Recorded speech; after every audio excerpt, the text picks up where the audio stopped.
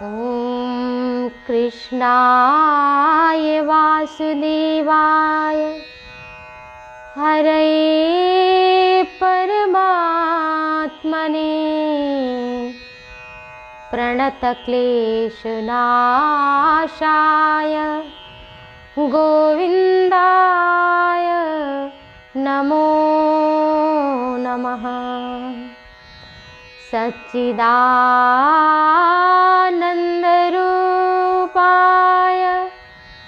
विश्वोत्पत्त्यादि Hathaway तापत्रय विनाशाय श्रीकृष्णाय वयं नुमः।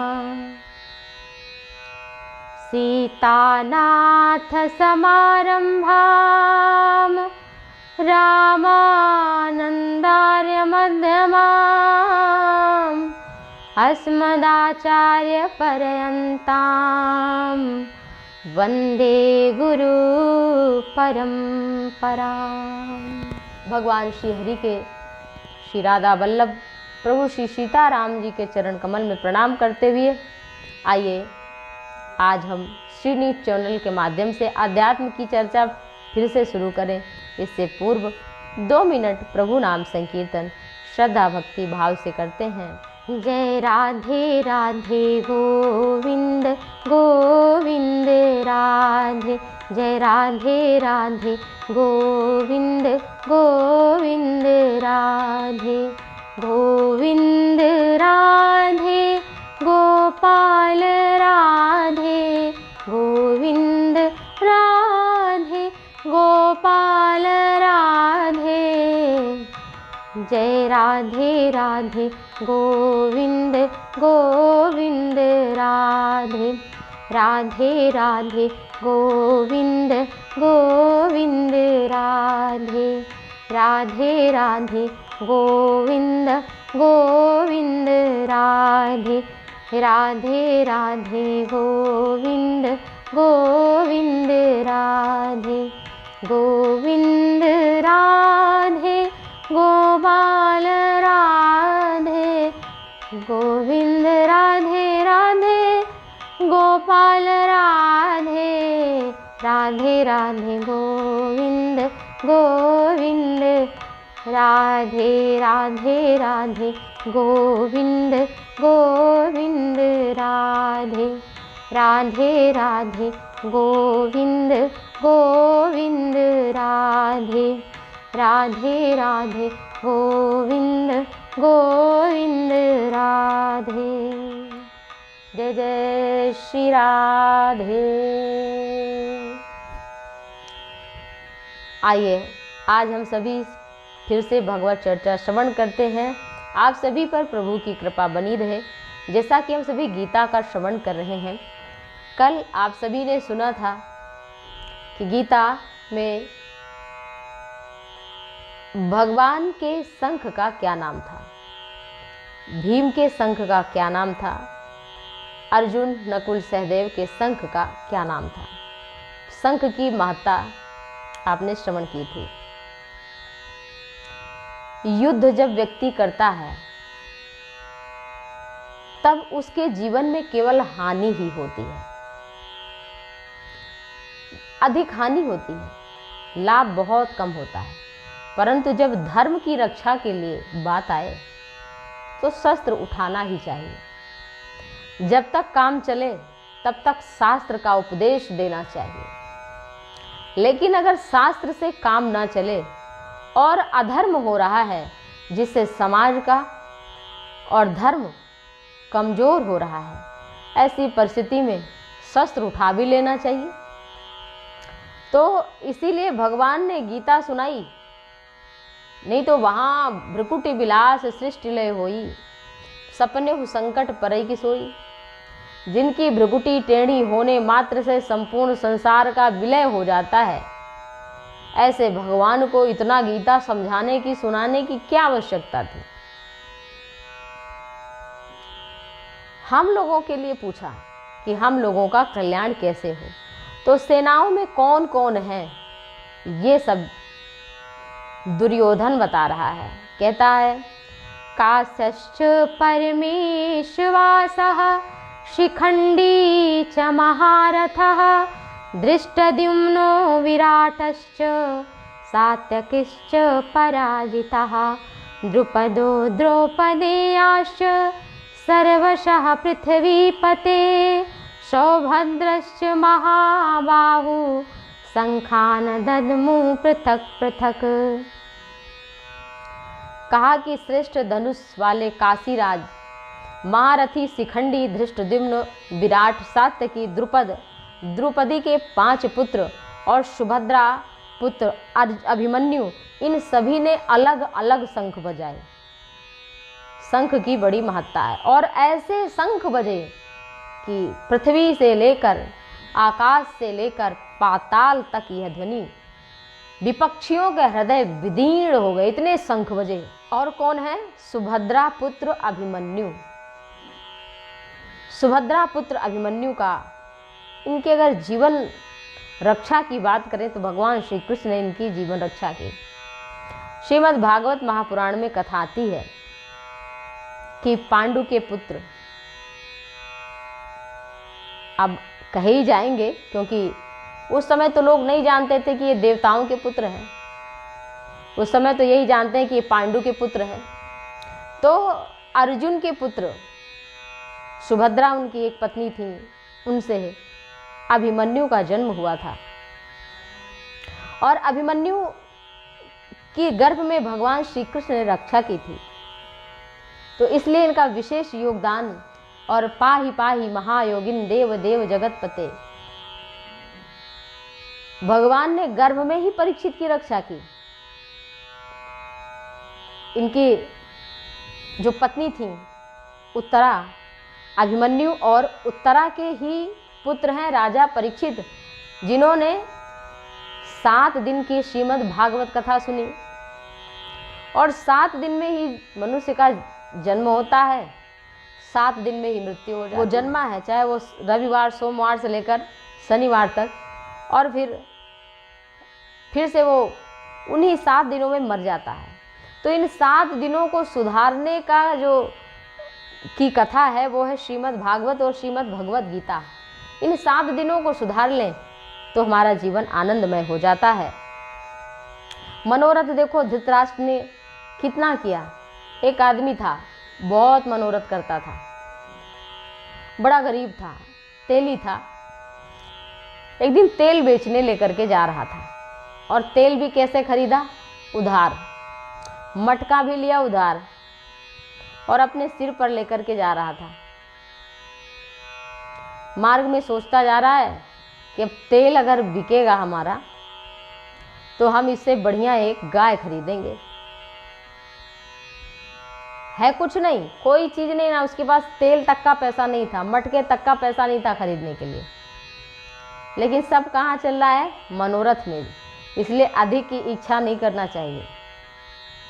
सुख दुखे समे कृत्वा लाभा लाभो जय जयो कर्मण्य अधिकारस्ते माँ फलेषु कदाचन। इसलिए कर्म करते रहो, फल की इच्छा नहीं करनी चाहिए। तो वो मटका जो है सिर पर लेकर के जा रहा है तेल बेचने के लिए। मन में सोचता है कि तेल बिकेगा तो धीरे धीरे पैसा इकट्ठा करके गाय खरीद लूँगा, और जब गाय हो जाएगी एक तो उसका दूध बेचूंगा, फिर उससे दूसरी गाय ले लूँगा पैसा बचा बचा के।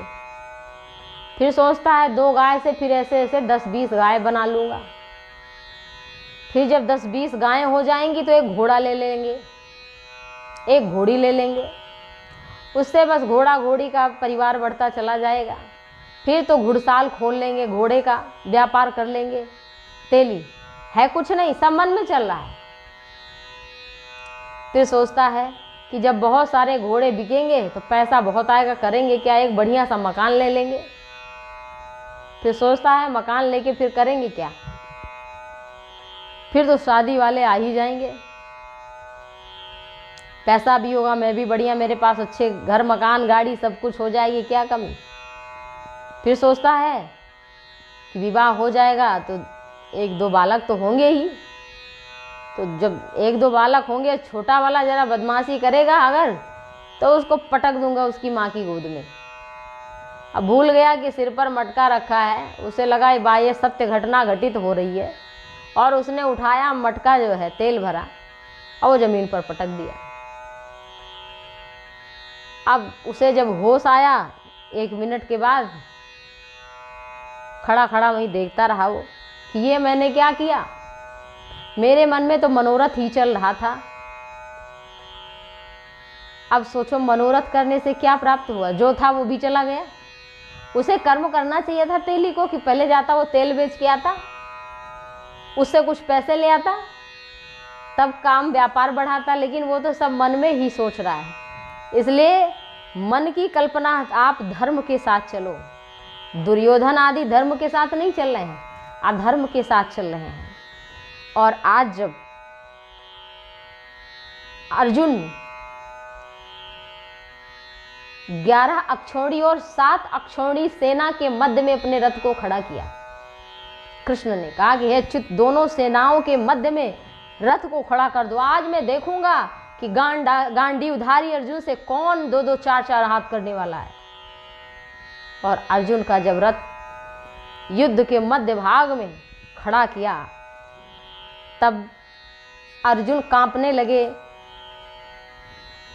बड़ा शोक हो गया, दुख उनको व्याप्त हो गया। किस लिए, क्या देखा उन्होंने, तत्रापश्यत स्थितान पार्थ पितृनथ पितामहान आचार्यान मातुलान भ्रातृन् पुत्रान पौत्रान सखींस्तथा ससुरान सुहृदश्चैव सेनयोरुभयोरपि। इसके बाद प्रथापुत्र अर्जुन ने दोनों सेनाओं के मध्य में देखा ताऊ, चाचा, दादा, परदादा, गुरुजन, मामा, भाई, चचेरे भाई, पुत्र, पौत्र जो लगते थे रिश्ते में, संबंधी, मित्र, सुहृदों को देखा। जब इस प्रकार से अर्जुन ने देखा तब विषाद हो गया। कहाँ अर्जुन 4-4 हाथ, लेकिन व्यक्ति बोलता तो बहुत कुछ है, लेकिन जब सामने आती है बात तब करने में पीछे हो जाता है। परिस्थितियां बदलते देर नहीं लगती हैं, और अगर आप उसी परिस्थितियों के देखते ही बदल गए तो आपकी स्थिति तो अच्छी नहीं होने वाली है। और अर्जुन ने क्या किया, जब देखा इतने लोग हमसे युद्ध करने वाले हैं, सब तो अपने घर के हैं, यानी कि अपने घर वाले ना होते तो अर्जुन मार देते। बात तो सीधी सी है ना, कि अभी तक कह रहे थे कि मैं मार दूंगा केशव, मैं युद्ध करूंगा, लेकिन अभी जब अर्जुन ने देखा तो अपने रिश्तेदारों को देखा, अपने घर वालों को देखा, अपने चाचा ताऊ को देखा, कह रहे हम नहीं मारेंगे। मतलब अगर कोई दूसरा आदमी होता तो मार देते, और अपना है तो नहीं मारेंगे। क्यों? क्योंकि इनको हमने अपना मान लिया है। तो मैं यरु मोर तोर तय माया अजहि बस कीन्हे जीव निकाया गो गोचर जहाँ लगी मन जाही सो सब माया जानहु भाई। मनुष्य अधर्म कब करता, अपना बेटा होता है तो गलती करता है माफ कर देता है, लेकिन दूसरे का बेटा हो तो कहता माफ नहीं करेंगे, उसके बेटे ने बड़ी बदमाशी करी। क्योंकि अपने का भाव है तो हम माफ कर देंगे। तो भगवान श्री कृष्ण ने देखा कि दृष्टे स्वजनम कृष्ण युयुत्सम समुपस्थितम सीदन्ति मम गात्राणि मुखम च परिशुष्यति वेपुतश्च शरीरे में रोम हर्षश्च जायते। अर्जुन बोले, हे कृष्ण, युद्ध के अभिलाषी स्वजन समुदाय को देख करके हमारे अंग शिथिल हो गए। जैसे किसी को लकवा मार जाए, हाथ काम ना करे, दिमाग काम ना करे, बुद्धि काम ना करे, मुख सूख गया। अर्जुन कह रहे हैं कि बेपुतश्च शरीरे में रोम हर्षश्च जायते। कह रहे हैं अर्जुन, हमारा शरीर कांप रहा है, हम गिर रहे हैं। तो अर्जुन को तो यही चाहिए था कि कोई भी अधर्म की तरफ खड़ा है उसको मारना ही ठीक हो, अपना हो पराया हो कोई भी हो, लेकिन अर्जुन भी क्या सोच रहे थे, पहले तो युद्ध करने के लिए आए थे, मारने के लिए, लेकिन जब अपने घर के लोग दिखे तब वो कह रहे हम नहीं मारेंगे, बेकार है मारना इनको। उनका शरीर कांपने लगा, उनका मुख सूखने लगा और रथ के पीछे भाग में अपने आप उनका धनुष गिर गया और अचेत होकर के जैसे किसी को लकवा मार जाए, इस तरह से अर्जुन रथ के पीछे के भाग में बैठ गए। गांडीवं संस्तते हस्त्वा कचैव परिदह्यते न च शक्नोम्यवस्थातुं भ्रमतीव च मे मनः। हाथ से गांडीव गिर रहा है अर्जुन के, युद्ध करने के लिए आए थे, बड़ी लड़ाई। अब सोचिए इतनी विशाल सेना खड़ी हुई है, उसके बीच में खड़े हैं और अब कहते हैं हम नहीं लड़ेंगे। तो भगवान देख रहे हैं, कहते हैं कि हे प्रभु ना कांक्षे विजयम कृष्ण, मुझे ऐसा विजय नहीं चाहिए कि मैं अपने परिवारजनों को, वो बेईमानी कर रहे हैं कर लेने दो, हम इन लोगों को मारेंगे नहीं। अगर राज्य का भी भोग करेंगे तो एक दिन तो जीवन समाप्त ही हो जाएगा, तो हम क्या करें इनको मार करके। हे प्रभु ये सब हमारे अपने हैं और जीवन की आशा को त्याग कर युद्ध में खड़े हैं, हमारे अपने घर वाले हैं। तो धर्म तो तब है जब अपना हो। अपना तो वैसे कोई है ही नहीं, क्योंकि जब तक शरीर है तभी तक तो आप हमारे अपने हैं, फिर आप कहाँ हमारे अपने हैं। शरीर से ही तो संबंध है और इस जन्म से पहले आप कहाँ थे, क्या थे, कब मिलेंगे तो कुछ पता है नहीं। तो इसलिए धर्म के लिए लड़ना था अर्जुन को। लेकिन अर्जुन की अब लड़ाई तो यहाँ वो कह रहे हैं कि भैया ये हमारे अपने आदमी हैं, हम इनको नहीं मारेंगे। तो भगवान ये देख रहे हैं कि इनका शरीर कांप रहा है, मुख भी सूख गया है। तो भगवान कहते हैं कि हे अर्जुन इस संसार में तुम्हारा अपयश होगा, और संभावित कहूँ अपजस लाहू,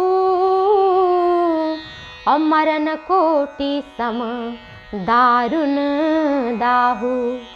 कोई सम्मानित व्यक्ति हो, उसके जीवन में कलंक लग जाए तो इससे बड़ा उसके लिए मृत्यु दंड और कोई नहीं हो सकता। एक बार का मरना तो ठीक है, लेकिन वो पल पल मरता है जब कोई यश को प्राप्त हुआ व्यक्ति अपयश को प्राप्त हो जाता है। इसलिए किसी भी कार्य को करने से पहले उसके परिणाम के बारे में सोचना चाहिए। गीता ये बताती है कि अर्जुन ने तो शीघ्र कहा कि चलो चलो लड़ाई करो, लेकिन अब अर्जुन कह रहे हैं नहीं हमको नहीं लड़ना, अब ये घर वाले हैं। तो इसलिए भगवान कहते हैं अब तुम युद्ध भूमि से भाग जाओगे तो लोग तुम्हें कल से क्या ये नहीं सोचेंगे कि तुमने इन सबको अपना सोच करके नहीं मारा, ये सोचेंगे कि वो इसलिए भाग गए क्योंकि अर्जुन में लड़ने की सामर्थ्य नहीं थी, क्षमता नहीं थी।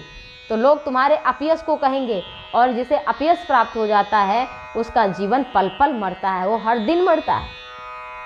तब भगवान श्री कृष्ण ने जब धनुष बाण को त्याग करके अर्जुन पीछे के भाग में रथ में बैठ गए, तब भगवान श्री कृष्ण अच्युत केशव माधव इस अध्याय को यहाँ पर पूर्ण करके आगे के अध्याय में प्रवेश करते हैं। द्वितीय अध्याय जिसका नाम है सांख्य अर्थात ज्ञान योग।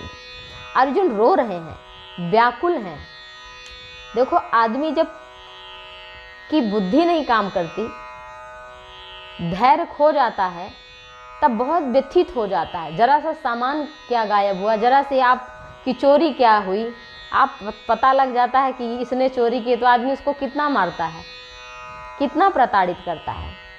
तो इसलिए परिस्थितियों के वश में ना हो जाना। मैं बार बार ही चर्चा करती हूँ कि परिस्थितियाँ तो निश्चित ही सुख दुखे समय कृत्वा लाभा लाभौ जया जयो, हानि लाभ जीवन मरण, ये तो होना ही होना है, इससे कोई बच नहीं पाया। तो अब सोचो ये सब होता ही रहेगा, होता ही रहा है।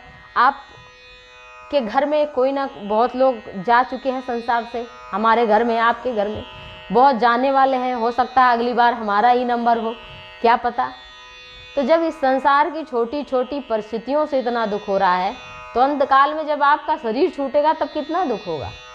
तो इससे पहले शरीर छूट जाए, उससे पहले हमें बोध हो जाए, ज्ञान हो जाए, जीवन जीने की कला आ जाए। जैसे अर्जुन विषाद में है, दुख में है, परिस्थितियाँ विपरीत आ गई हैं, उनके वश में हो गए हैं, तो उसी के लिए गीता की हमारी परिस्थितियाँ तो विपरीत हैं, उनके मध्य में हम खड़े हैं।